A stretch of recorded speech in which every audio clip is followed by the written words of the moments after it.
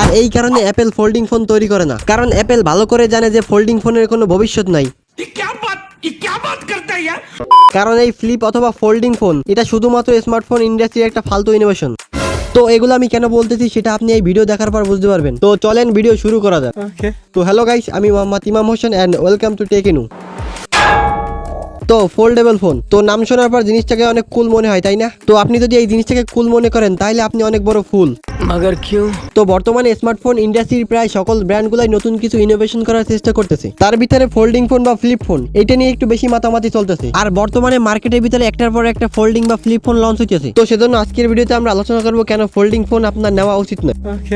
তো প্রথমত folding phone প্রাইসের দিক থেকে তো ফোল্ডিং ফোন মোটেও বাজেট ফ্রেন্ডলি না।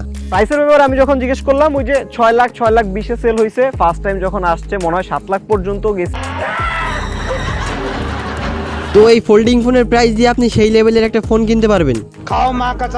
তারপরেও এত দাম দিয়ে ফোল্ডিং ফোন কেনার পরে এই ফোল্ডিং ফোনের ভিতরে এমন কি স্পেশাল ফিচার আছে যেটা সাধারণ ফোনে নাই, শুধুমাত্র ফোল্ডেবল ডিসপ্লে ছাড়া। তারপরে এত টাকা দিয়ে ফোল্ডিং ফোন কেনার পর এর পারফরমেন্স যদি ভালো না হয়, ক্যামেরা যদি ভালো না হয়, তাহলে তো ভাই কারণ ফোন বানানোর সময় সম্পূর্ণ টাকা তো এরা ডিসপ্লের উপর খরচ করে দেয়। আর তারপরে যে টাকা পয়সা বাইসে যায় সেগুলো দিয়ে লুতুর পুতুর প্রসেসর এবং মশলাপাতি লাগায়। আর তারপর যদি ভালো পারফরমেন্সের জন্য ভালো প্রসেসর লাগায় তাহলে সেই ফোন কেনার জন্য আপনার কিডনি ব্যথা লাগবে। আর ব্যাটারিকে তো লাল সালাম, अस्सलाम वालेकुम बरबाद। কারণ ফোনই এইটুকু আর পাতলা, তার ভিতরে যদি আপনি বড় ব্যাটারির আশা করেন তাহলে ওইটা তো ফোন থেকে ইটের দলা হয়ে যাবে। কারণ প্রথমত ফোল্ডিং ফোন অনেক পাতলা বানায়, তার ভিতরে বড় ব্যাটারি লাগানোর জায়গা কই। আর ফোল্ডিং ফোনের ডিউরেবিলিটিকে তো ভাই আরো বড় সালাম। তো এটা আমি কেন বলতেছি, যদি আপনার ফোল্ডিং ফোন থাকে তাহলে আপনি শুধু একবার হাত দিয়ে ফালাই দেন, তারপর আপনি বুঝতে পারবেন। खत्म, बाय बाय, टाटा।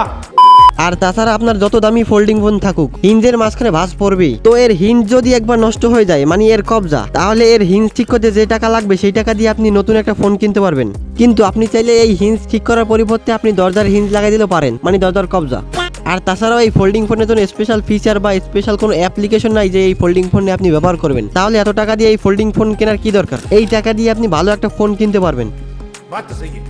তো দেখেন, এই ভিডিওতে আমি একবারও বলি নাই যে ফোল্ডিং ফোন খারাপ, কারণ ফোল্ডিং ফোন একটা ইনোভেশন। আর ইনোভেশন খারাপ হোক বা ভালো হোক, ইনোভেশনের সবসময় সম্মান করা উচিত। কারণ এই ভালো খারাপ ইনোভেশন হতে হতে আজকের টেকনোলজি এই জায়গায়। আর ফোল্ডিং ফোন যে একেবারেই খারাপ সেটা আমি বলি নাই। কিছু কিছু ফোল্ডিং ফোন আছে যেগুলো ফ্ল্যাগশিপ ফোনগুলোর ভালো মতো টক্কর দিতে পারতেছে, আর সেই ফোনগুলোর দামও সেই রকমের। তো এই ফোল্ডিং ফোনের প্রতিযোগিতায় অ্যাপেলও নামতেছে, আর এই অ্যাপেল ফোল্ডিং ফোনের অনেক লিক্স বেরিয়েছে। তো দেখা যাক এবার অ্যাপেলও কি ফোল্ডিং ফোন তৈরি করে কিনা। আর অ্যাপেল যদি ফোল্ডিং ফোন তৈরি করে তাহলে ফোল্ডিং ফোন কিনতে আপনার কিডনি, লিভার, চোখ সব ব্যথা লাগবে। তো ফোল্ডিং ফোনকে আমার লাল সালাম, আর যারা এই ফোল্ডিং ফোন কেনে তাদেরকেও লাল সালাম। তো আজকের ভিডিও এই পর্যন্ত, তো আমি গেলাম। তো আপনারাও যান, কিন্তু সাবস্ক্রাইব করে যান।